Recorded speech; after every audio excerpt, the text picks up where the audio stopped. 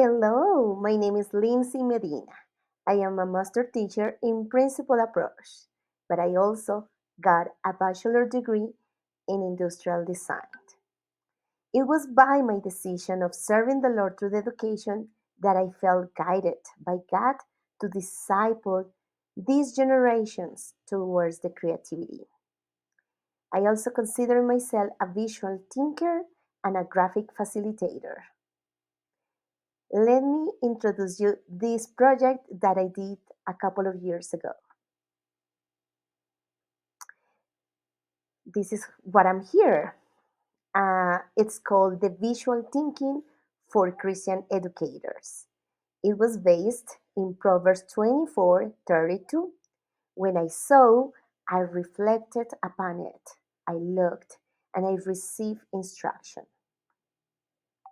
So please, let's get ready and get your markers, get everything ready because you are going to take good notes.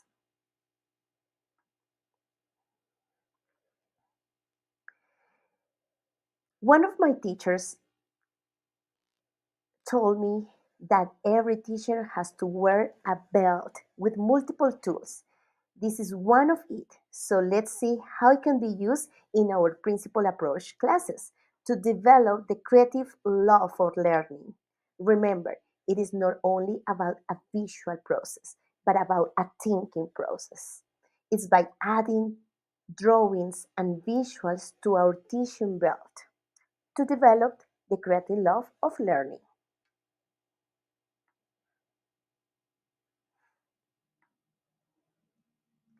So, what is a visual thinking? Yes, it's the process of thinking with a method that develops multisensorial skills. It helps the learning, the communication, and the teaching journey.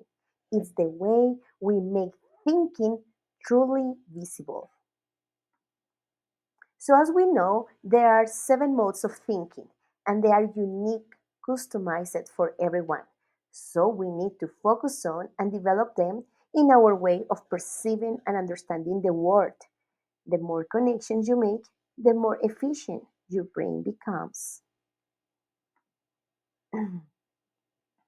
So if you're here, maybe have you heard the book that is called Teaching Techniques of Jesus? It is a treasure to learn from Jesus, our master teacher. However, I'm just going to use one of his methods to catch the attention because you don't want too much lecture and get sleeping students, right? Yes, Jesus spoke to mixed audiences. In his speech, he appealed to the imaginations, but notice what happens here. Sometimes you are teaching a topic, but your students are getting understanding something different. Of course, we want our teachings to be understandable.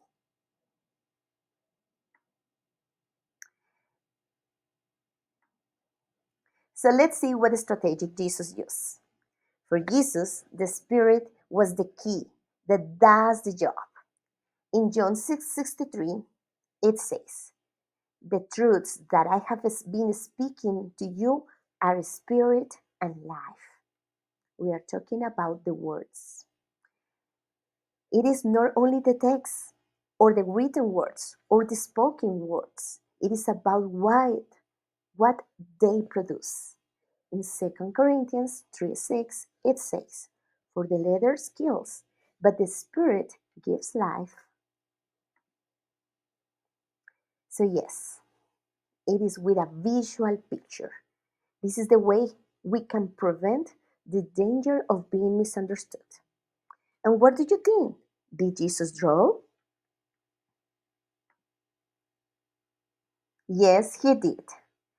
It says he bent down and went on written on the ground with his finger in John 8:8. The Bible doesn't say what he drew. Could be the law or a warning. Well, we only know that it was a non-verbal communication. So that's how. Let's pretend we can draw a shape. Let's do it. Thinking a shape. This is the way that we can use it in a classroom. Can you think of a biblical principle here? Of course, is the principle of the individuality.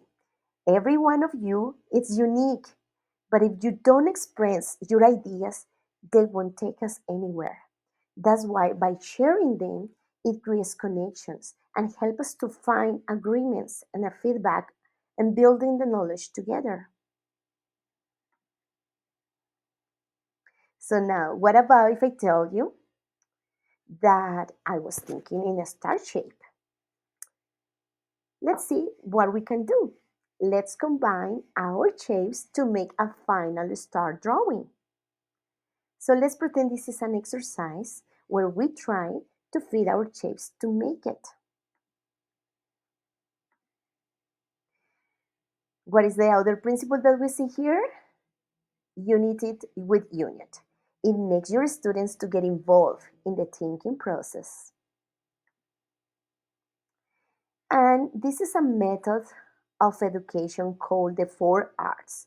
It's a reasoning method of education where we include research, reasoning, relate, and recording.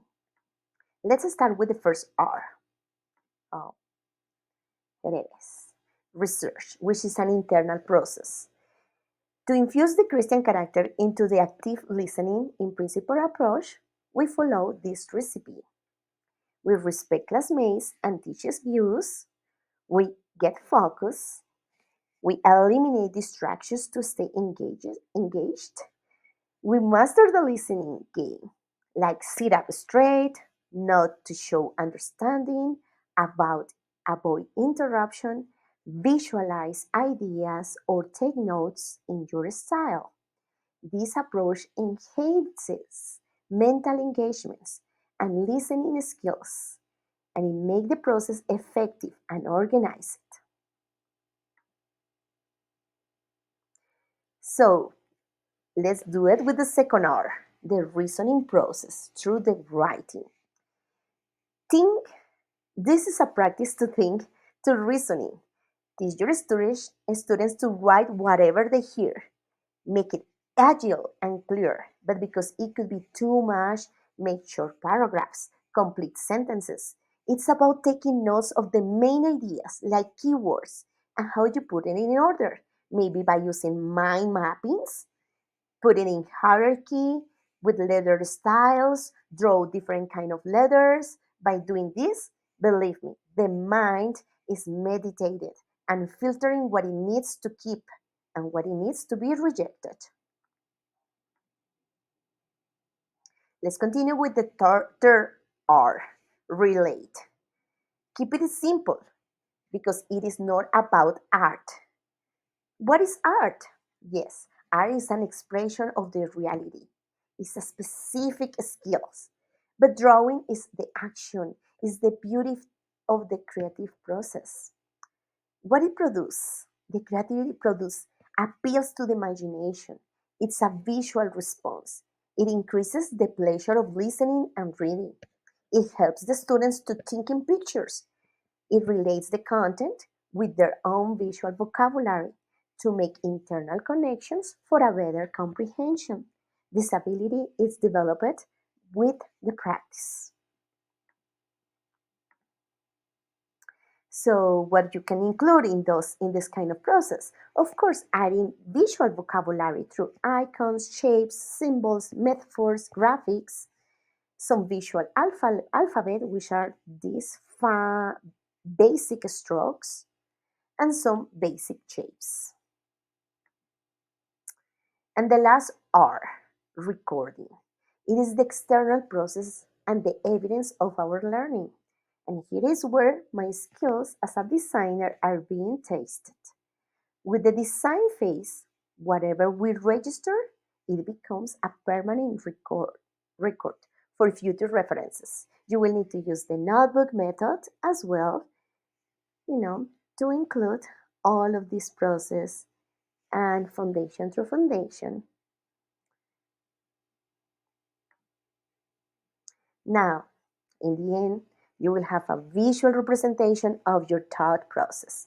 Now, it is time for you to embrace a disruptive mindset and put it into practice. Let's practice. So remember also while you draw, you can also make questions, get a very good engage with this storytelling. So one skill that I will use in here in this presentation is a metaphor. It is important to understand that metaphors are not symbols because they are a visual, symbols are very concrete, but metaphors are a visual representation of abstract concepts. They are not easy to draw because they are not objects that our brain can easily interpret it. For example, if I tell you, let's draw a hat, yes, it's easy for you to draw a hat. But for example, in John 4:10, Jesus was talking about he was the living water.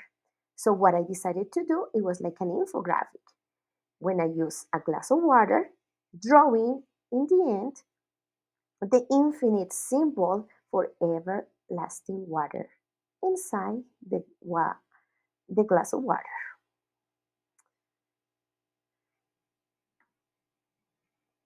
Now, there is a formula for making metaphors.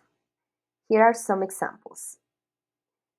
For example, you can associate with easy forms, or give a concept to an object, or make connections with unique references, or by humanizing the nature, or by adding words, or by changing the perspective.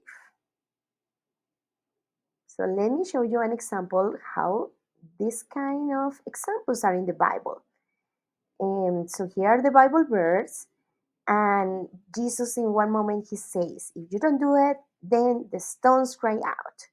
So you see, you are humanizing something in the nature. Yahweh, which is our breath, it says that very name, that his name is our breathing. And that's why we cannot pronounce those words because it doesn't have vowels like the breath. And now another example of changing perspective is by crossing a camel through a needle eye. On the other part, here it is the anchor of my soul. So you just do this composition of two forms. Or a house built on the rock. You give a concept to each object and making the character very strong, the foundation in where we build our identity. Or by using connections with unique reference. When Jesus was talking about individuality or the identity, it comes from God's handiwork, which is unique as the thumbprint. So that's how you visualize concept. Well, here I don't have the picture of the worldview, but let's pretend like a simple worldview when we are talking about different opinions. But when we notice that is God's view, how God sees the world. Same happens with the sphere of society. Some people think that they are just some balloons, some here, but everything comes from a sphere and increases. So, just to finish, let me go quickly to the last one. So now go and find creative inspiration in Jesus' words to draw your concepts. What is the reason? Because we can be inspired by Jesus. Jesus is the master teacher who gives his classes out of the classroom. And education must be an immediate contact with the actual living. Thank you so much. Have a very good day.